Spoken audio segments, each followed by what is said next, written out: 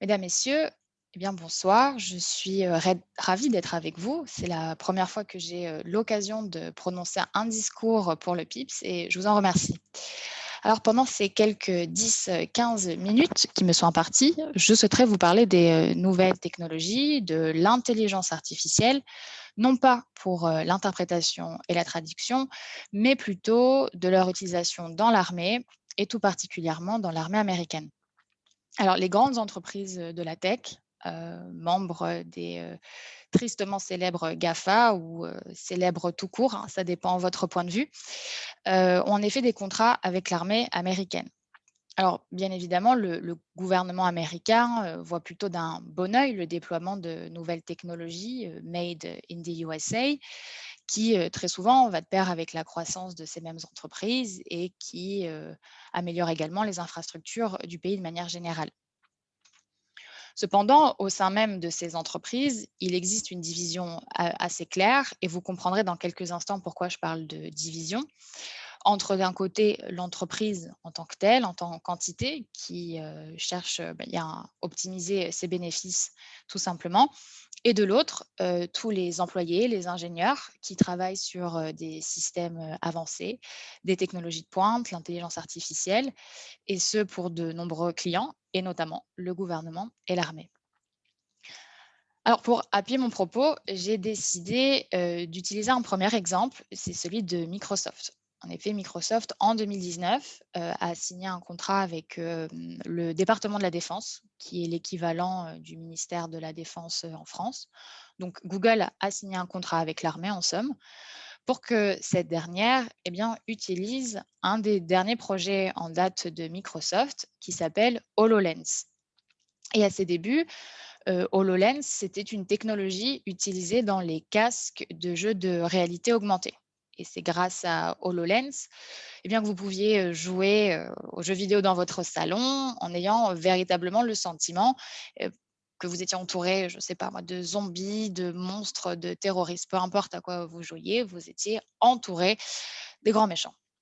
Et donc, l'armée a été intéressée par ce projet, par ces technologies, et elle a demandé à Microsoft d'adapter le produit pour qu'il puisse être ensuite utilisé sur le champ de bataille, sur le terrain, par les soldats. Et de cette manière, donc, les soldats porteraient les casques de réalité augmentée et auraient de cette manière directement des informations sur leur environnement. L'objectif est assez simple. Il faut renforcer l'efficacité des équipes sur le terrain.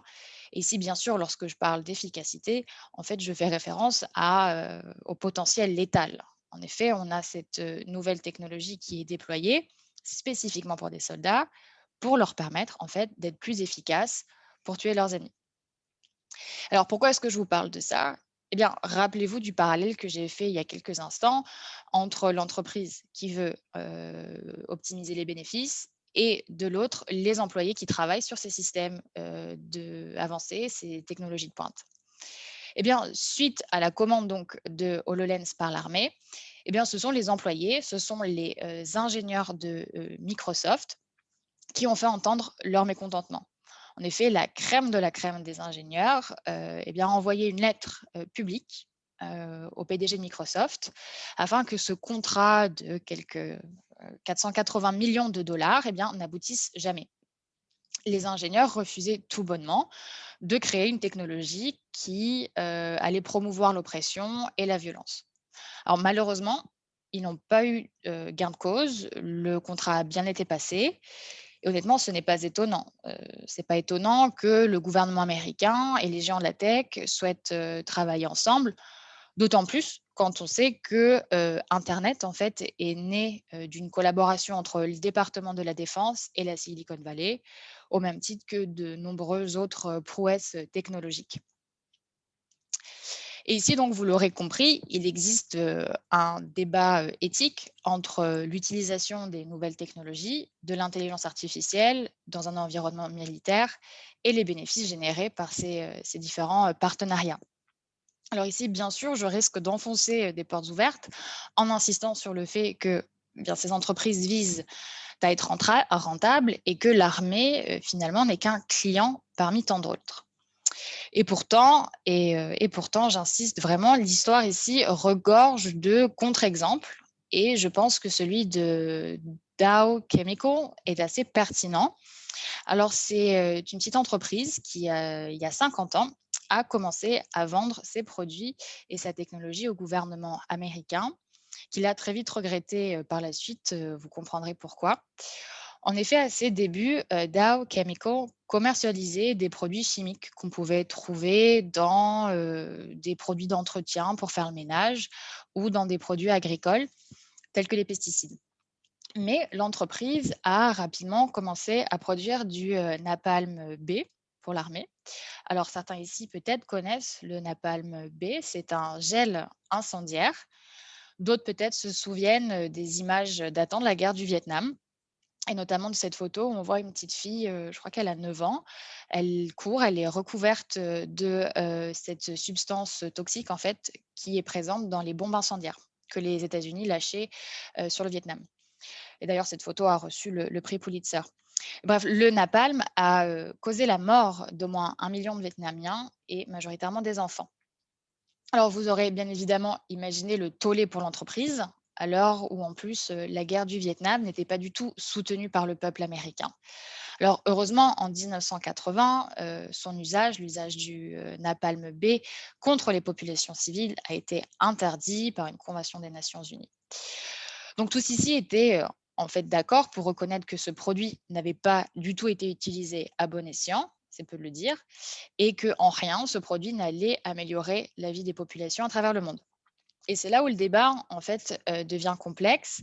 En effet, quand on reparle des nouvelles technologies ici, que ce soit de l'intelligence artificielle, de la reconnaissance faciale, de la réalité augmentée, de l'apprentissage automatique ou profond, eh bien, toutes ces technologies, à la base, sont prévues pour nous faciliter la vie.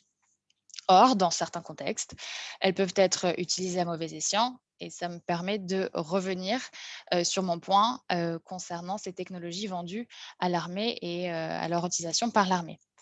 L'armée aujourd'hui, que ce soit l'américaine ou l'armée française ou peu importe, toutes les armées jouissent d'un mix de différentes technologies militaires donc. On a l'exemple parfait des drones autonomes qui sont utilisés au quotidien et nous savons tous quelles peuvent être les différentes conséquences pardon, de ces mêmes drones. C'est la face sombre en fait de la technologie. Et Google, au même titre que Microsoft dont je viens de vous parler, s'est également trouvé au cœur d'une polémique, cette fois-ci en 2018. En effet, Google devait déployer le projet Maven. C'est un programme militaire qui avait pour ambition d'utiliser l'intelligence artificielle sur une flotte de drones autonomes munis de caméras. L'objectif, dévoilé dans des courriels, des emails confidentiels qui ont été révélés par plusieurs médias, c'était de fournir au Pentagone un outil de surveillance militaire, un peu comme Google Maps, qui permettait d'agrandir chaque pixel jusqu'à voir de très très près un véhicule, un individu ou un bâtiment, et cela en temps réel. Et l'objectif ultime du projet était d'améliorer les attaques très ciblées des drones, reconnaître au mieux les différentes cibles. Encore une fois, ici, ce sont les employés qui se sont soulevés, qui ont manifesté. Certains ont même démissionné. Et une pétition a circulé au sein de l'entreprise et plus de 4000 signatures ont été recueillies. Suite à cette histoire, Google a indiqué qu'elle donc n'allait pas renouveler son contrat avec le Pentagone. Donc les employés, cette fois-ci, ont eu gain de cause comparé avec mon histoire avec Microsoft. Donc le contrat de Google, à la base, avait été négocié fin septembre 2017. Et ce qui est intéressant avec ce contrat, donc comme je le disais, qui n'a pas été renouvelé, c'est que l'un des points clés, que le nom de Google ne devait pas être communiqué sans le consentement de l'entreprise. Mais ça, c'était avant que l'information donc ne fuite. Et lorsque la polémique a explosé, eh bien, Google a cherché à en fait minimiser son engagement en disant que pour le moment, l'armée avait simplement accès à un moteur d'apprentissage profond ou automatique, le fameux TensorFlow. Je ne sais pas si vous connaissez, moi je l'ai découvert en faisant ce discours. Et ce système était déjà publiquement accessible. Donc finalement, Google ne faisait rien de mal. Je pense en réalité que Google a eu honte. Mais la question est de savoir aussi pourquoi est-ce que Google a cédé à la pression? Est-ce que c'est par, conviction idéalistique ou par, peur, de perdre ses talents, ses cerveaux? Parce que je vous disais que certains employés ont démissionné. Ou est-ce que c'était par peur, de mauvaise presse? Personnellement, je pencherais pour l'option 3, peut-être un peu la 2. En revanche, ce qu'il faut souligner ici, c'est que Google fait véritablement figure d'exception, parce que c'est l'un des rares, groupes à avoir, décidé de laisser tomber, un projet. Pour autant, ce désengagement de Google n'est pas forcément une bonne nouvelle parce qu'au moment où, le projet, Maven, a été présenté, en fait, il a fait, l'objet d'un appel d'offres. Il y avait d'autres entreprises qui étaient en concurrence, avec, Google, telles que Amazon, IBM ou Microsoft. Et en fait, d'autres entreprises ont récupéré le projet et on sait déjà que Amazon, par exemple, fournit déjà son service, de cloud. On n'en sait pas plus, mais on sait très bien maintenant que, eh bien, les big tech, impliquées dans ce genre de contrats et de projets sont peut-être à l'avenir un peu plus prudentes lorsqu'il s'agit de communiquer autour de ces projets. Donc je vous ai parlé de Google. Là, je repasse rapidement à Microsoft pour, vous expliquer comment l'entreprise a justifié en fait, sa décision de ne pas laisser tomber le contrat. Ça reste dans cet objectif de communication. Donc selon les communiqués officiels de Microsoft, l'entreprise s'acquitte en fait d'un devoir, patriotique parce que, l'intelligence artificielle peut sauver des vies. En effet, c'est vrai que HoloLens n'est pas utilisé uniquement pour, les entraînements ou pour les combats. L'outil peut être utilisé pour, par exemple, analyser les signes vitaux ou les blessures des soldats.